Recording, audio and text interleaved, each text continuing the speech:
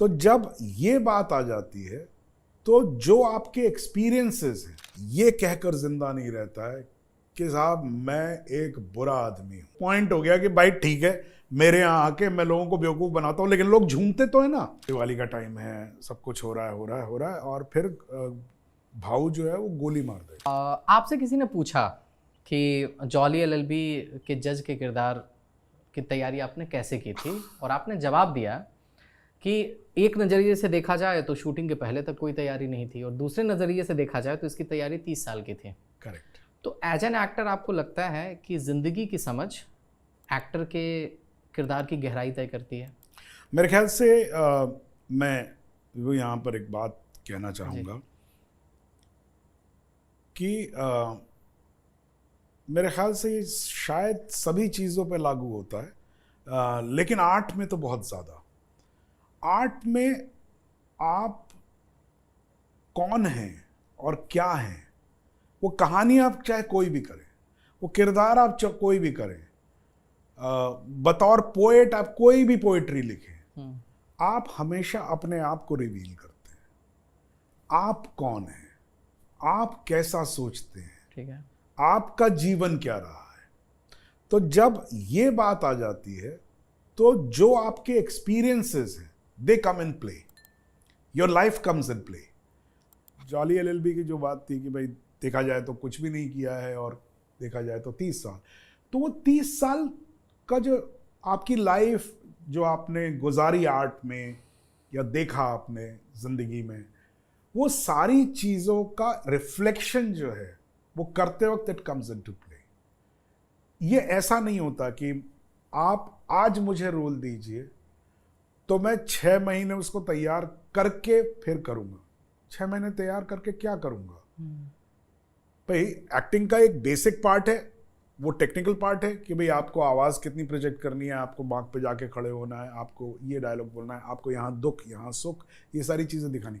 लेकिन उसको कैसे आप प्रोसेस कर रहे हैं वो तो आपके जीवन में 30 साल से आप उसको महसूस कर रहे हैं ना, या 40 साल से या 50 साल से जब आप महसूस कर रहे हैं तो वो that becomes your acting at that point of time. Okay, but sir अगर आपको कभी ऐसा किरदार करना हो जी जिसकी अनुभूति आपने जीवन में कभी नहीं की है, फिर उस किरदार को कैसे अप्रोच किया जाए? ओके, ऐसा एक किरदार मैंने किया है ओके, जो मेरे लिए आज तक का टफेस्ट कैरेक्टर जो रहा है। मुझे कभी किसी कैरेक्टर में प्रॉब्लम नहीं होती है। मैंने पीके में जो किरदार किया है स्वामी जी का, मुझे उसमें बड़ी दिक्कत हुई थी। ओके, और ये मैंने राजू को बोला भी था कि मुझे, एक तो मेरा मानना है पर्सनली और मुझे लॉजिकल लगता है कि कोई भी इंसान इस दुनिया में ये कहकर जिंदा नहीं रहता है कि साहब मैं एक बुरा आदमी हूं। बुरे से बुरा कर्म करने वाला भी जो है वो एक डिग्निटी ऑफ लाइफ होता है जो वो ढूंढ लेता है। क्या बात है?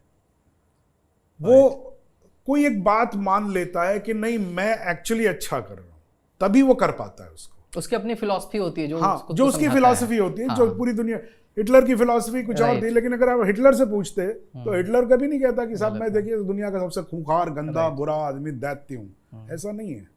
उसको लगता है कि नहीं मैं एक बहुत ही पैशनेट, बहुत ही एक अच्छा आदमी हूं जो अच्छाई के लिए काम कर रहा हूं, लोग मेरी अच्छाई नहीं देख पा रहे। ये करता है। तो जो स्वामी जी का कैरेक्टर किया था उसमें वो झूठ पे झूठ बोल रहे हैं, आडंबर पे आडंबर कर रहे हैं।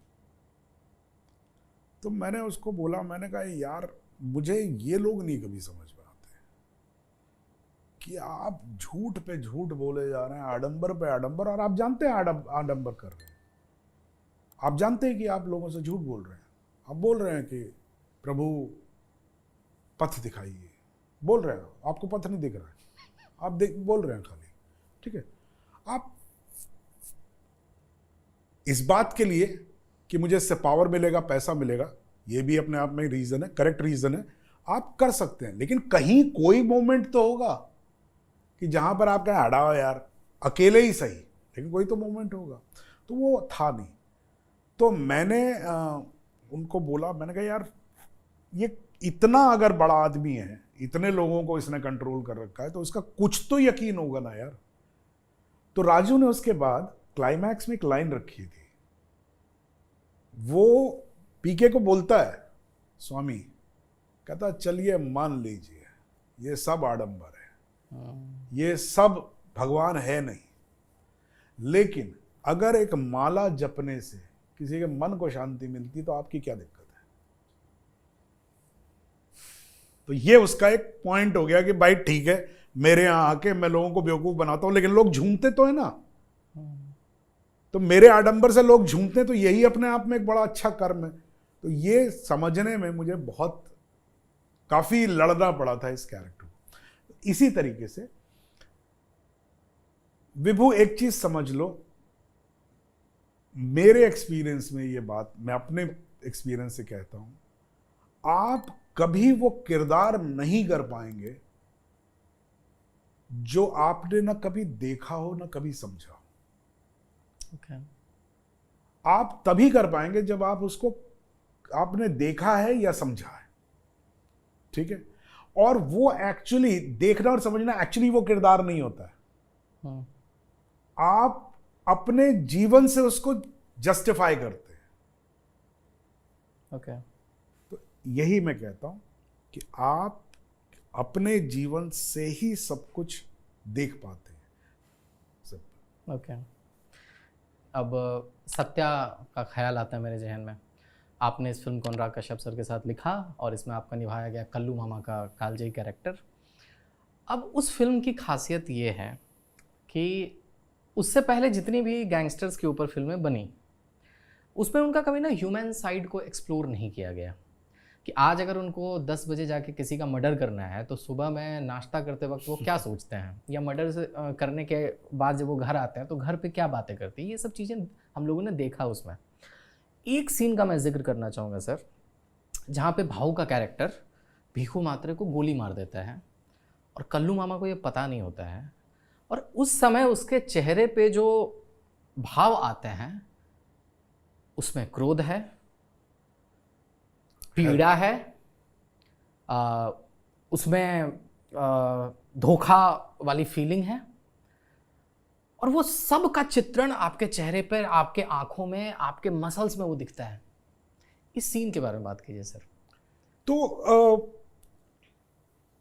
हमें मालूम था कि ऐसा चल रही ये है, हंसी खुशी, दिवाली का टाइम है, सब कुछ हो रहा है, और फिर भाऊ जो है वो गोली मार देगा।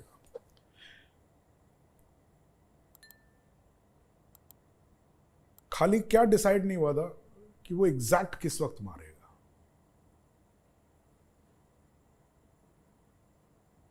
तो सीन चल रहा है, भाव से बात कर रहे हैं, भाव भी हंस रहा है, वो उधर जा रहा है, बीच में ड्रिंक देता है, पीछे जाता है, वो बोले जा रहा है मैं उधर बैठा हुआ हूँ, मैं भी हंस रहा हूँ, रिएक्ट कर रहा हूँ चीज़ों पर। यार अचानक आवाज़ आई, दाम करके आवाज़ आई, मैं मुड़ा, देखा, मेरा मनोज ऐसे गिर रहा है। And that give a very true reaction. The shock. Strangely, I was not told that this is going to happen at this time. So see, this is not exactly what Kallu Mama is feeling, but something like that has happened. And this is how it was captured. And then of course your an actor, ये आपका art है, तो आप उसको enhance कैसे करते हैं, उस वक्त कितना रोकते हैं, कितना छोड़ते हैं, ऑल ऑफ दैट। सो यही एक तरीका बता सकता हूँ मैं। लास्ट तक रुके हो, मतलब क्लिप आपको इंटरेस्टिंग लगी, तो subscribe to digital commentary clips, और फुल पॉडकास्ट तो इससे भी ज़्यादा इंटरेस्टिंग है, जिसका लिंक आपको डिस्क्रिप्शन बॉक्स में मिल जाएगा।